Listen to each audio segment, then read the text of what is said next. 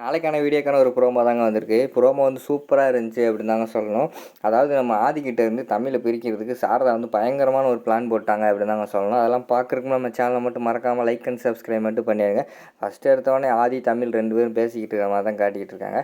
அப்பா எனக்கு ஒரு நீங்கள் சர்ப்ரைஸ் பண்ணுறேன்னு சொன்னீங்க. நான் கூட உங்கள்கிட்ட அதை கேட்டிருந்தேன். நீங்கள் அதை சர்ப்ரைஸ் பண்ணுறேன் எனக்கு அப்படிங்கிற மாதிரி நீங்கள் சொல்லியிருந்தீங்கல்ல, ஞாபகம் இருக்காப்பா அப்படிங்கிற மாதிரி கேட்காங்க.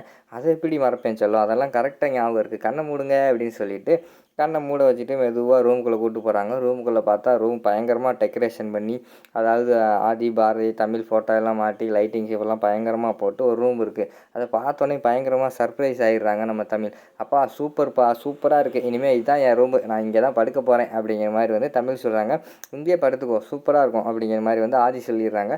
அடுத்த சீனில் வந்து நம்ம சாரதா வந்து ஒரு பயங்கரமான பிளான் போட்டாங்க. ஆதியையும் நம்ம தமிழையும் பிரித்தாதான் நம்ம வந்து எப்படியா பாரதியையும் ஆதியும் பிரிக்க முடியும். அதனால் வந்து தமிழை ஃபஸ்ட் இங்கேருந்து பிரிச்சுருவோம் அப்படின்னு சொல்லிட்டு கையில் ஒரு லெட்ரு மாதிரி வச்சுருக்காங்க. ஆதி பாரதி எல்லாத்தையுமே கூப்பிட்டு விட்றாங்க. அவங்க வந்த உடனேயும் ஆதி நான் ஒரு இப்போ தமிழை வந்து ஒரு இங்கே ஊட்டியிலே ஒரு பயங்கரமான ஸ்கூல் இருக்குப்பா, அதாவது அதுதான் தமிழ்நாட்டிலே நம்பர் 1 ஸ்கூலு, அங்கே கொண்டு போய் வந்து தமிழை வந்து அங்கே கொண்டு போய் படிக்க வைப்போம். படிக்க வச்சோம்னா அவள் நல்லா படித்தானா அவளோட ஃப்யூச்சருக்கு வந்து ரொம்ப ஹெல்ப்ஃபுல்லாக இருக்கும். அதனால் வந்து தமிழ் அங்கே படிக்க வச்சிருவோம்ப்பா அப்படிங்கிற மாதிரி சொல்கிறாங்க.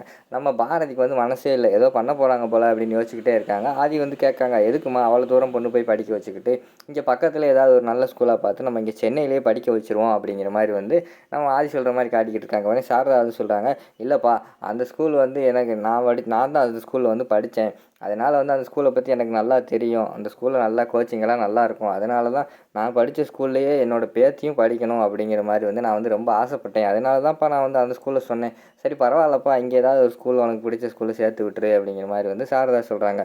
உடனே ஆதி வந்து யோசிச்சுட்டு, அம்மா நீங்கள் படித்த ஸ்கூலாம்மா, சூப்பர்மா, அப்படியே தமிழ் அங்கேயும் படிக்க வச்சுருவோமா அப்படிங்கிற மாதிரி வந்து நம்ம ஆதிக்கிட்ட வந்து எப்படியே சாரதா வந்து சம்மதம் வாங்கிடுறாங்க. ஆனால் அந்த லெட்டரை வச்சுக்கிட்டு நம்ம பாரதியை வந்து திகச்சு முழிச்சிக்கிட்டே இருக்காங்க. என்ன இவங்க தமிழை நம்மகிட்டேருந்து பிரித்து இங்கே இவ்வளோ தூரம் கொண்டு போய் படிக்க வைக்கிறாங்களே அப்படிங்கிற மாதிரி சொல்லி அவங்க யோசிச்சுக்கிட்டே இருக்கிற மாதிரி காட்டிக்கிட்டு இருக்காங்க.